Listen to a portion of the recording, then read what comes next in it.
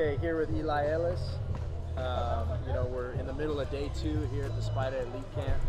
Just what are like your overall impressions of this camp so far? Oh, overall, it's great. Competition, everybody's competing. It's different than normal camps. Sometimes people are really playing defense, like halfway trying, but this is like really competitive. Everybody's trying hard. And the drills are like, it's like a day in the life of Donovan Mitchell. So he's showing you what he did to get to this level. And it's like we're going through his day really. And it's really, really cool just to see the moves that he does in NBA. We're working on them and trying to do those, and then going into 5-on-5 and stuff and using those moves. So it's really fun just to learn from a guy like Donovan Mitchell and just compete. Yeah, like what does it mean to you to get like an invite like this? Oh, it was great.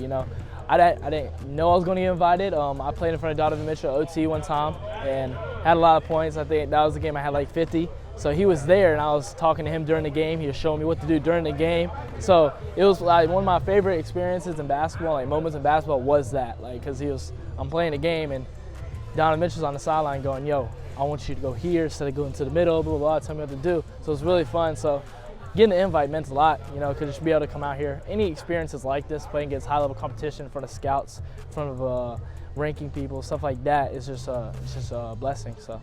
Yeah, for sure. Like, what do you feel like is maybe one thing that you've learned or that stood out from this event? One thing I learned and stood out, I like the team I play for and teams that I've played for before. I'm kind of like the main guy, and at the end, like I have to go get a bucket, and it's not really like trying to like pass or anything like that. But he really taught me like how to attack your ISO situations. Usually I attack him at the middle of the floor. I can go both sides, but he said if you get on the like the sides of the court, it's more easier to attack. You get a better angle at the rim, better angle to get by somebody. So I would say that was probably the biggest thing, just like to hit game winners, hit stuff like that. That's what you need to do. So I think that was probably the biggest thing I learned. Yeah, for sure. It's been a minute since we've interviewed you at Pro Insight. Talk about like your basketball trajectory over the past like year or so. Oh man, it's been crazy. I went from being kind of recruited 7th, 8th grade. I had a few offers. Blew up my 9th grade year. Did really good at OT my sophomore year. Won the championship. Got most improved there. Went to OT again. Switched to the YNG Dreamers and got MVP of the league. And committed to South Carolina. It's just crazy how far. Look back, see how long ago I was okay. I was a good player, pretty good player. But now just to see where I'm at and see, I'm in Los Angeles right now playing with Donovan Mitchell and hanging out with him. So it's just crazy to see how far I came in a short amount of time. Yeah, talk about like your pursuit of greatness. I know that's like your family talks about that. Yeah. Harps on like go be great Yeah. type of thing. How do you feel like you've been able to like implement that, and what are the results that you've seen from that hard work? Yeah, my dad did a really good job of like not forcing us into anything. He threw us into a bunch of sports, and he said, no matter what you do, we're gonna find something that you love, and if you love it, we're gonna put everything into it. And so I tried all types of football, wrestling, baseball, all that, and basketball is what I love. So since I started like falling in love with it, I just put everything into it. So like that just like drive to be great and really just pay back my parents with all the time and money and they spent for me. All of that is really for them, just to show like it was worth it and to build a name. My dad, his family, rough area, stuff like that, and rough like all that type of stuff. But just trying to build like the Ellis name, make it a worldwide name, so that everybody hears Ellis, they think of Eli, Isaac Ellis, my dad, Coach Ellis. So just making that name like something worth something. So that's why I pursue greatness so much. For sure, love that. What do you feel like you need to do to take that next step in your game? Take that next step, I would say keep doing what I'm doing. I feel like I've played against the highest levels in OT and stuff, and just continue to just be consistent. I feel like that's the biggest thing nowadays, especially in freshmen and college and stuff, is they sometimes aren't consistent. So now older guys are playing more, especially with the portal and everything. So mostly just staying consistent and doing whatever it takes to win. If it's rebounding, if it's steals, charges, whatever it is, just doing that thing to help my team win, help me stay on the floor to help me get to the next level. Yeah, how would you kind of like describe yourself as a competitor? I'd probably say crazy. I'm a little crazy. I won't lie.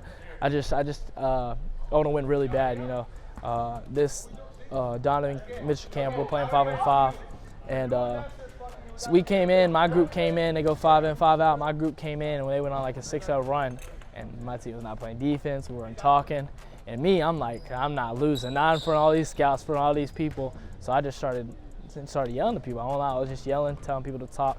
Started playing defense, attacking the paint, everything, just trying to do anything I can to get an edge and get like the momentum going. And that's what happened. I think that's one reason why we won that game, is just because we got people involved and got the energy going. So. For sure, you know, like you touched on it, playing in front of scouts and stuff like that. Not your first time doing that, but you obviously play with like a lot of confidence. Have you always been like a hyper-confident person, or is that something you kind of grown into? Yeah, I feel like yeah, it's probably been a part of my game. I played up so much since I was little. And so I won a state championship in like 7th grade. So I've played up so much in my whole life that it's just like normal now. So I'm very confident. I feel like if I'm looking at all these guys, and I feel like, honestly, probably other than Donovan, I've worked harder than any of these dudes in this gym. That's why I feel like I got thousands of hours in this game. And I feel like, me personally, I've worked harder than anybody here. So I feel like if I put all this time in, there's nobody that's going to be able to stop me, and nobody worked harder than me, so you're not going to be better than me. Even if you're more athletic, can jump through the gym, if you've got all these ranking stars, all that stuff, it doesn't really matter to me. I don't think you've worked as hard as me. So that confidence is what really drives me. Yeah, no, I love that too. You know, you mentioned before we started this interview that you kind of interviewed Donovan a little bit as part of OTE. You know, what's some advice that he's kind of shared with you throughout this weekend? Yeah, I asked him some pretty good questions. Mostly like, what to expect, like going to the next level, going from high school to college with everything going on. Like, what would you do? What would you do going into this, and what would you work on going into like the next level? And he was talking about just same thing I just said, like just doing whatever it takes to get on the floor and just be consistent. That's literally what he said. So took that, and then I asked him another good question. It was, I'm trying to think. I asked a few good questions, but it's all on video, so I gotta go back and watch it. It's been a long 2 days. But I asked him another one about I can't remember. Honestly, can't remember. It was a long day. So but I asked him a good question. I'm gonna go back and watch him because I need to learn from him. So yeah. I asked him about film. I asked him about film breakdown, like how he scheduled like his busy days and how he scheduled film into that. How important is that to the next level? And he said it's everything. He said while he's eating, he's watching film. So that's definitely something I'll start to implement more. I watch film, but not as much as I should. So I feel like that's definitely something I need to work on. Yeah, for sure. You know, getting to know you a little bit, like off the court and stuff, like outside of basketball, like any hobbies or interests that you're into? You know, hanging out with my family. We moved and got like this house on the farm. It's a lot like away from everybody, yeah. So away from people, like all that stuff. But I like hang out with my family. You know, eat, hang out with friends, play video games a little bit, a little Warzone, stuff like that. Okay. But yeah, that's really it. It's basketball, video games, family. That's about it. So. Okay. You know, we were touching on this a little bit before starting the interview as well, but like, how do you feel like OTE has maybe helped like prep you for the next level, like off the court? I mean, that's one thing I feel like projected me like to get this far. Is my sophomore year, I had to go through a lot. I was young, the youngest player in OTE. I was playing with pros. I didn't understand social media side. I didn't understand like managing what you say and how you act, and NBA personnel, and just everything that goes into it, because they don't realize like the basketball stuff's probably some of the easiest stuff. It's all the stuff that comes around it. Like, I learned a lot just like having relationships with coaches. Like, that's probably one of the biggest things I learned, is like if you have a good relationship with your coach, it helps a lot on the court and off the court. If you don't, he's going to play the guy he likes more. He's human. You're not playing for a team. You're not playing for a school. You're playing for a man at the end of the day.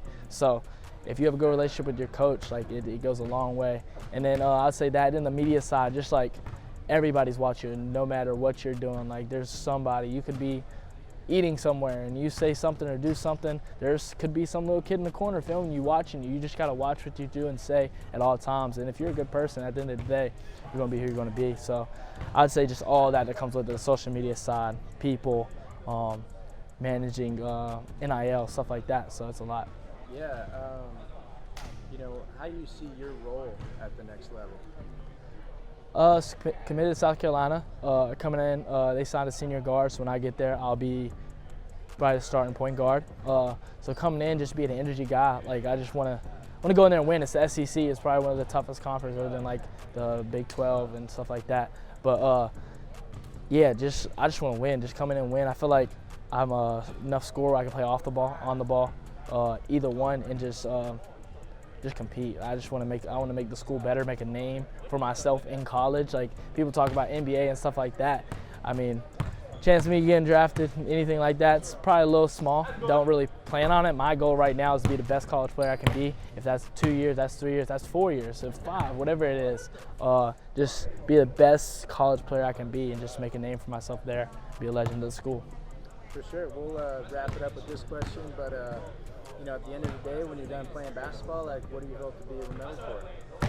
What I hope to be known for, I feel like inspiration. You know, I feel like I'm pretty relatable. I'm 6 foot white kid that can't really dunk, and just being able to like relate to kids that like if you work hard and put everything into it, you have a chance of playing at the high level. Maybe not NBA, maybe not whatever, but you have a chance to play and make money off of the game and just get a lot of attention, get a lot of fans with not that much athleticism or anything like that. So I feel like just being relatable, being an inspiration for kids that aren't the fastest, strongest, tallest. I'd say that, and just being like a good person with all the social media attention. You see a lot of people that get the fame and get the followers, and they either fall off, get in trouble, or just don't do anything. And you see people that make it, of course, but just being like a social media, TikTok, all that stuff that actually made it as a good person and can show that you're trying to do better in the world. So. Awesome. Thank you for the time, man. Yes, sir. No problem.